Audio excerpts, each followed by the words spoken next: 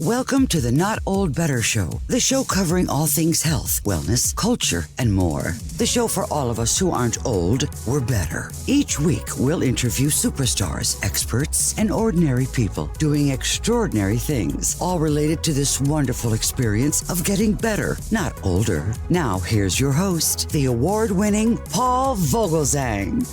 Welcome to the Not Old Better Show Art of Living interview series. I'm Paul Vogelzang, and today we are about to dive into a remarkable story of resilience, humor, and self-discovery.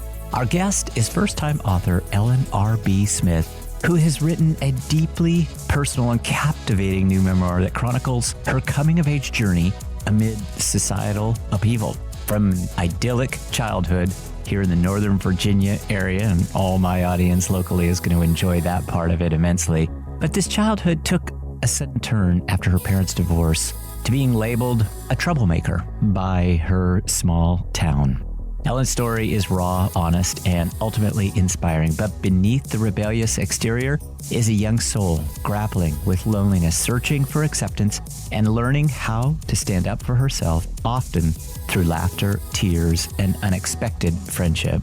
Ellen Smith has written the wonderful new book, Memoirs of a Suburban Troublemaker, which we are going to talk about today. But you know, this isn't just a memoir. It's really a celebration of, as I say, resilience, inclusion, and the unbreakable bonds we forge in life's most challenging moments. With wit and poignancy, Ellen R.B. Smith shows us how all the struggles that can come from life can become stepping stones, and how even the darkest times hold the potential for growth. We'll enjoy Ellen today, who will share why she wrote this memoir, not for revenge, but to offer hope to those struggling in broken homes, feeling like outsiders, or just trying to find their place in the world. Whether it's the hilarity of youthful escapades or the weight of profound realizations, Ellen R.B. Smith's story serves as a powerful reminder that we are all a work in progress, as she likes to say.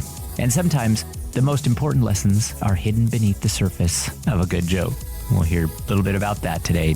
So please get ready for a conversation filled with laughter, insight, and inspiration. I'm thrilled to welcome Ellen R.B. Smith to the Not Old Better Show.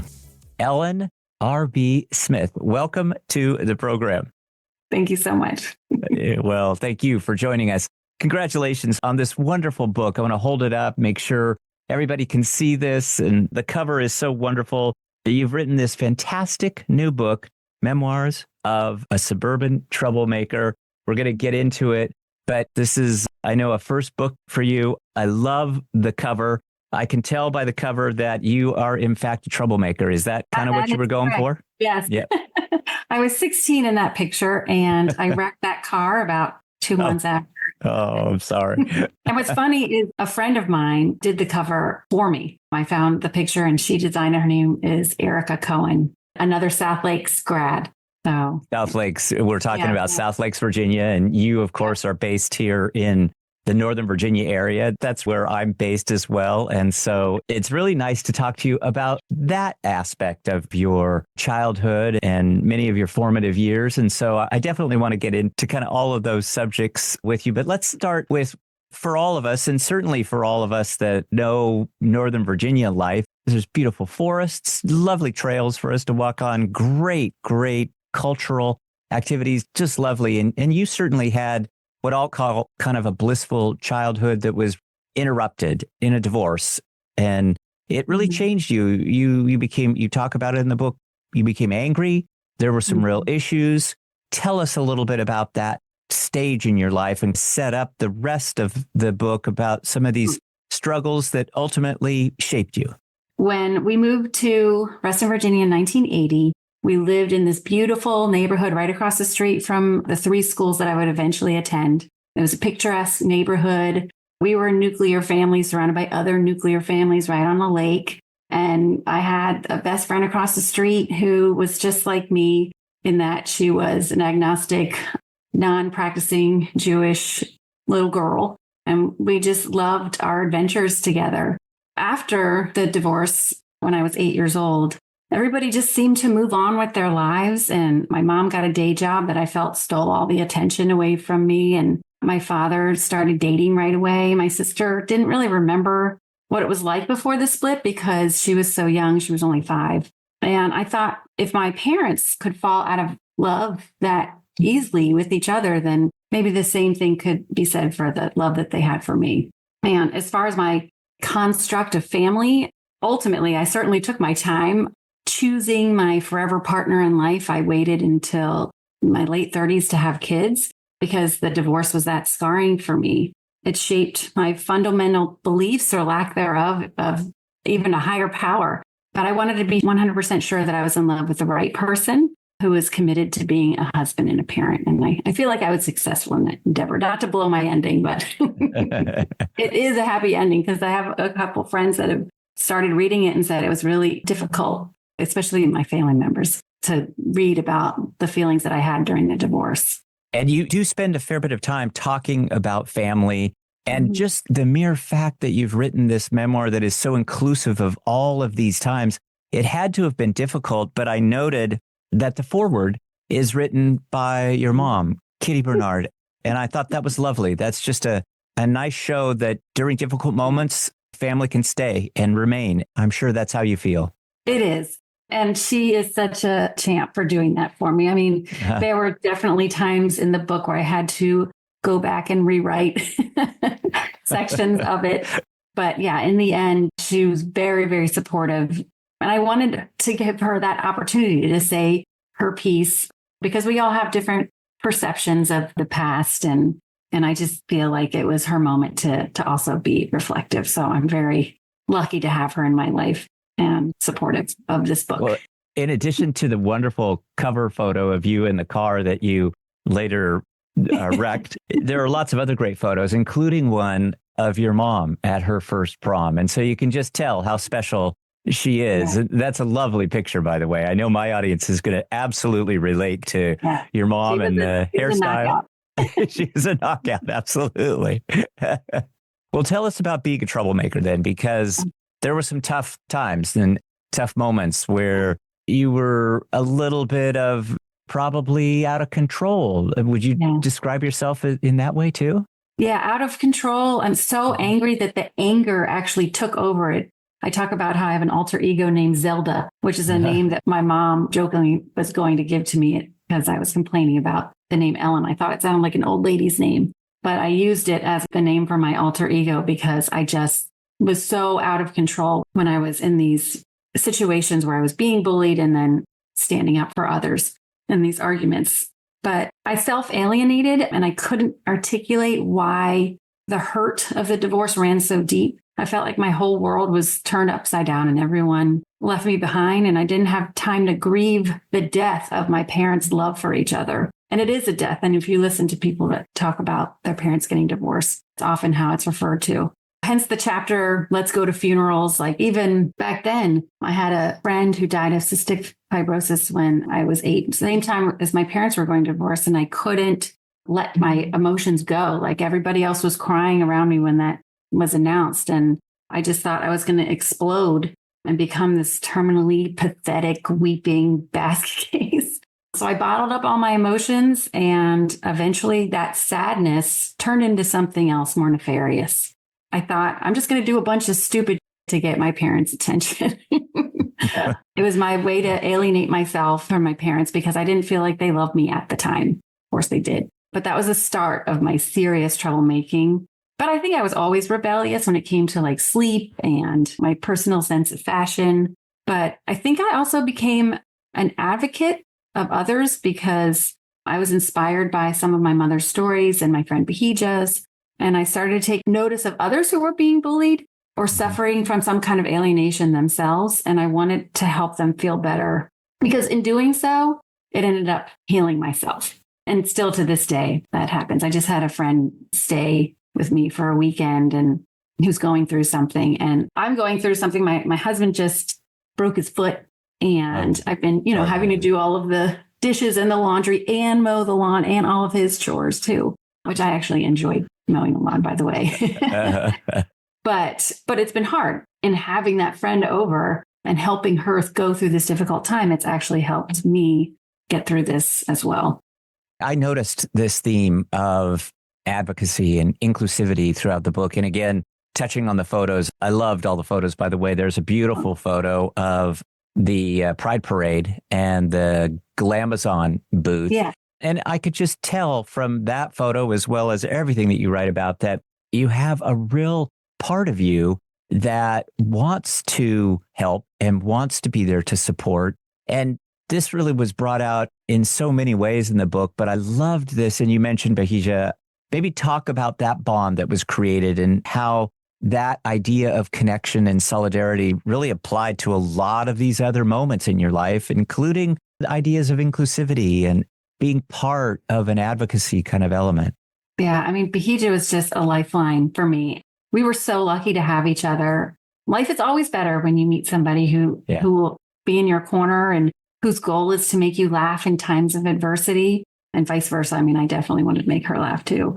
And I was just blown away by her loyalty and her protective spirit. At the time, I felt like she was the only person who really saw me in a way that I couldn't see myself. And by helping me and mentoring me, like she taught me how to fix my awkward gait, like how to walk without knock knees and pigeon toes. And she was the only one who came to my rescue when I broke my ass when a kid chopped down the hammock that I was sitting on with a machete. She was the only one who followed me home, and she would walk me all the way to Langston Hughes Intermediate School and then backtrack all the way to South Lakes because she was older. And I know that was time consuming, but she was genuinely concerned about my well-being. And that changed my perception of myself. Because she led by example, I felt like I could be courageous and I could stand up for others as well. That was a transformative relationship that I wouldn't have had my parents not gotten divorced and our socioeconomic status been downgraded into, my parents having to find apartments and my mother a townhouse that I thought was really crappy at the time. Instead of being bitter about that, I found this wonderful light in my life, which was Bahija. You also write about the fashion that you yourself wear. And I thought that was very touching and sweet too, because your economic circumstances were such that you were really only in a position to be able to afford so much and right. so one so outfit for that one outfit. Yeah. one new outfit for the first day of school, but I chose wrong. Or I chose an outfit that I thought looked great, but it was more like, I think I said was a Victorian librarian from the 1800s instead of a tween from the 1980s. But you also get this sense of your own sense of humor, which I think is so important, especially as we age. We need to look at life and have a little bit of a positive approach to it. I think life is hard, as you point out throughout the book, but you have this really nice sense of humor. Where did that come from? I am slightly obsessed with female comedians. Like their memoirs got me through COVID and writing this book. Honestly, I'm thinking like Tina Fey, perhaps, or Tina Fey, Amy Poehler, Amy Schumer, Jesse Klein, who writes for Amy Poehler. I mean, there's so many. I don't want to leave anybody out, but oh my gosh, I'm so enamored with them. And I really wanted to write a book that made people laugh, that took people on a journey, because I feel like really good books, you have to get really personal and reveal things about yourself that are hard to talk about in the difficult times. And now more than ever, it's important to discuss those, because I think it takes the power away from the negativity or the negative impact that it had on your life at the time. Being able to talk about real situations in life is equated with happiness. I've always equated laughter and situational awareness with that. And I think we have to see the humor in life in order to circumvent those darker moments. It's always easier to laugh at a situation once you've survived it. I've always had a strong sense of justice, but I have a self-depreciating humor, and I'm okay if people are laughing at me as long as they're laughing. Right. Sometimes it's just mean, and I don't prefer that. But I'm always the first one on the dance floor. And thank you for catching that, by the way, the humor in my book. I was really going for it. So yeah, well, I mean, Kitty had to have had a sense of humor too, right? I mean, to get her through some, I mean, so that I think some of that is generational. I think it comes down, you update it certainly by finding those in the kind of the current culture that have a good sense of humor that you can kind of look to. But I think it does come from who we are and our family history and some of that natural DNA. Yeah. I mean, both my parents have this art of comedic timing that I've always tried to emulate. And even my grandfather, my dad's dad, Pop, who I try to compare to Bob Simon in the book, but he always used to make everyone laugh, sometimes with dirty jokes. And I try to ask my aunts to give me those jokes and they refuse. They're like, no, we don't want to be remembered that way. But I remember him getting the whole crowd laughing. So hopefully that came down. We're talking today in Northern Virginia. And you, of course, were raised in Reston, Virginia for many, many years. And that plays a role in the book, clearly. And you just mentioned Bob Simon. So maybe tell us the Bob Simon story, why that's important to you, and how that really gives you this sense of what it means to be an advocate, because he served that, and your grandfather too. Being from Reston, I'm sure you already know this story, but for the listeners that don't know it, I just want to point out that Bob Simon had 4 Jewish grandparents. He felt like a second-class citizen his whole life, even though he went to Harvard and used his father's, the income that he made from Carnegie Hall to buy the land that is now Reston. 50 banks turned him down when he wanted to finance the whole thing because he wanted to make it an open and integrated community in a red Confederate state. Before fair housing laws, before the Civil Rights Act, before Virginia versus Loving. So it was really groundbreaking. And I was really inspired by that. I was privileged enough to get to meet Bob Simon. And I've just always worshipped him. Like he's a hero to me and a celebrity to most people in Reston. But the mere fact that I didn't hear phrases like Jew someone down or Jack, Jewish American princess, while I was growing up was a double-edged sword. Hearing those and similar anti-Semitic phrases was shocking to my young adult self, yet validated for me the success of Bob Simon's visionary town of Reston. As an older and wiser adult, I now know more about the injustices of the world for people of color, their various religions, different cultures, and sexual orientations. These injustices caused me to open up and embrace the persecuted. My friends call me a rainbow.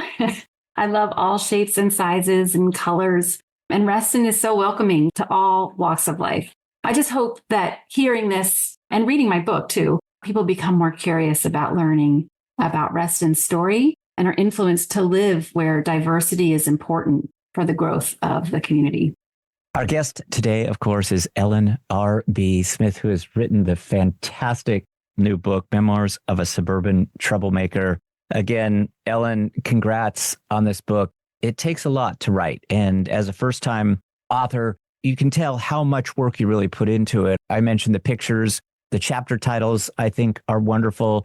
And you really weave in throughout the book these themes of adolescence and identity. And I really got this notion of kind of a desire for independence, particularly as you struggled. What advice would you give to young people here locally? We talked about kind of the importance of returning to Reston for young people. It's tough times, particularly for young people. Absolutely.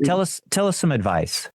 Remember that your parents are not perfect. They're flawed human beings, just like everyone else. And they have problems that frequently have little to do with you.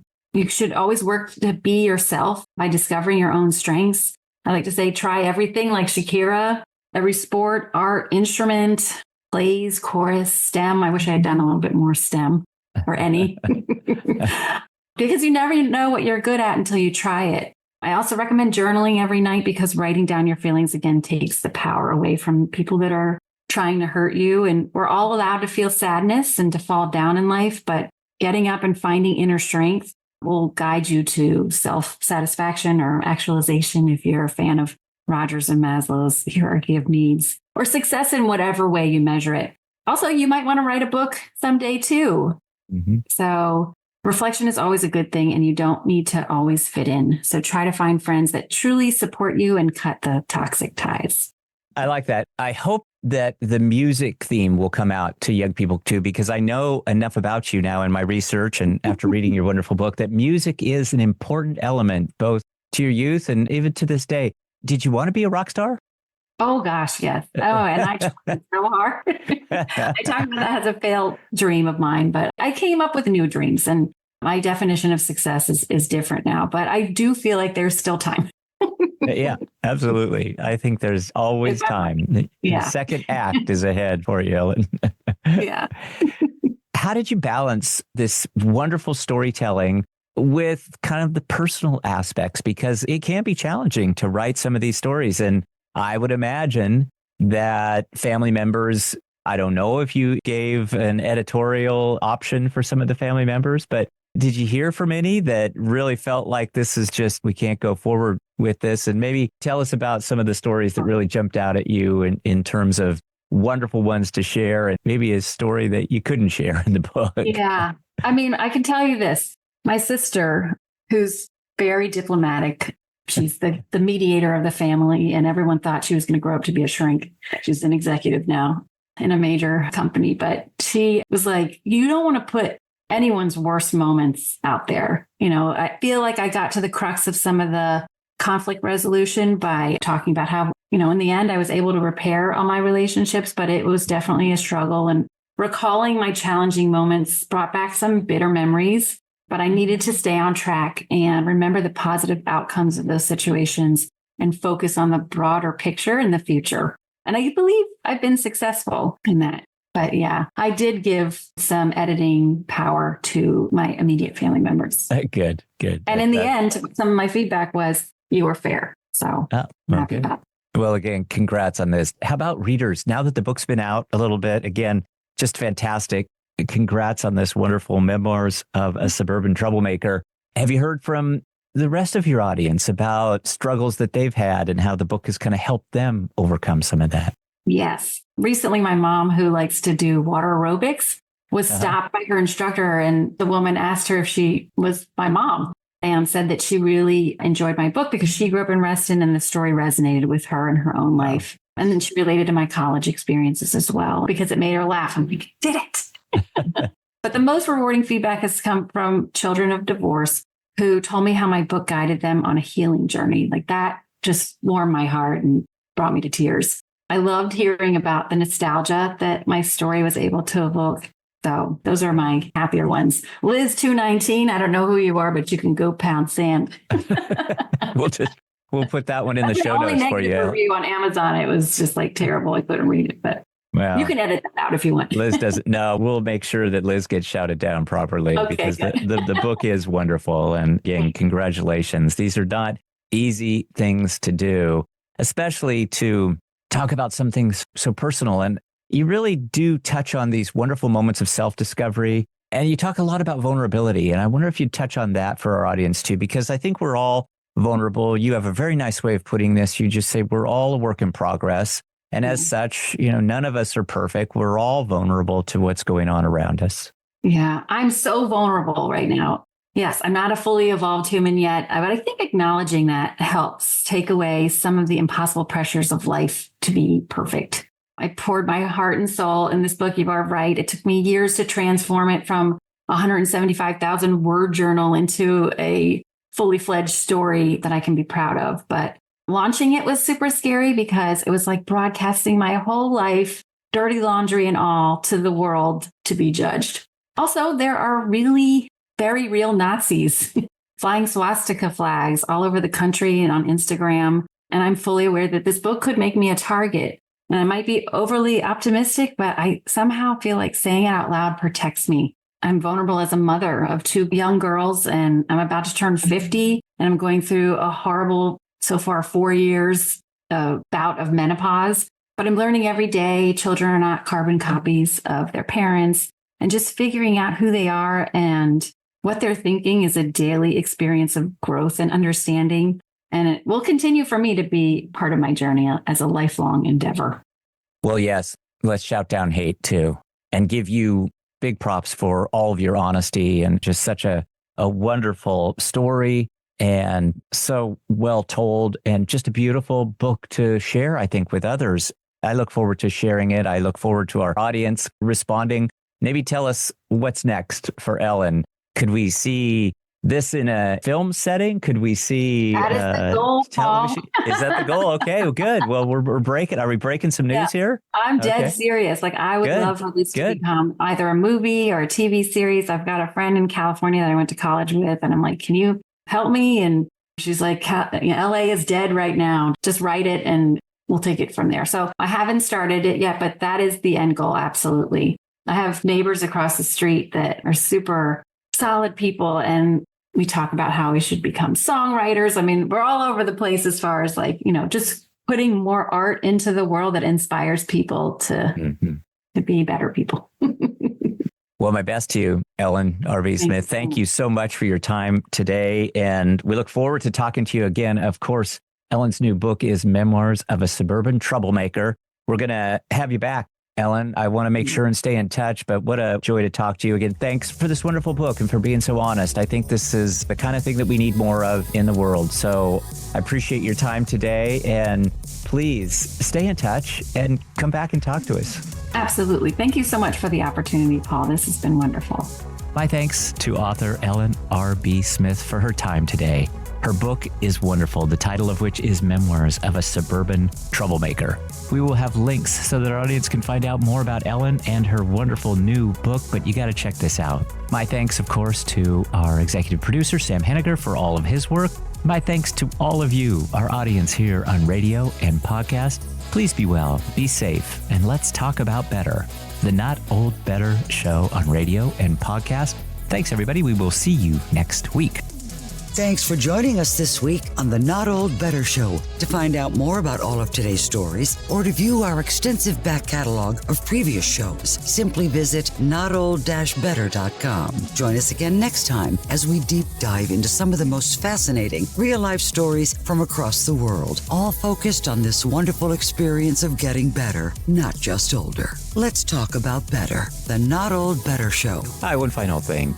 Please check out our website for this episode and all episodes at notold-better.com, or subscribe to the podcast on Apple Podcasts, and be sure to check out your local radio stations to find out more about the Not Old Better Show on podcast and radio.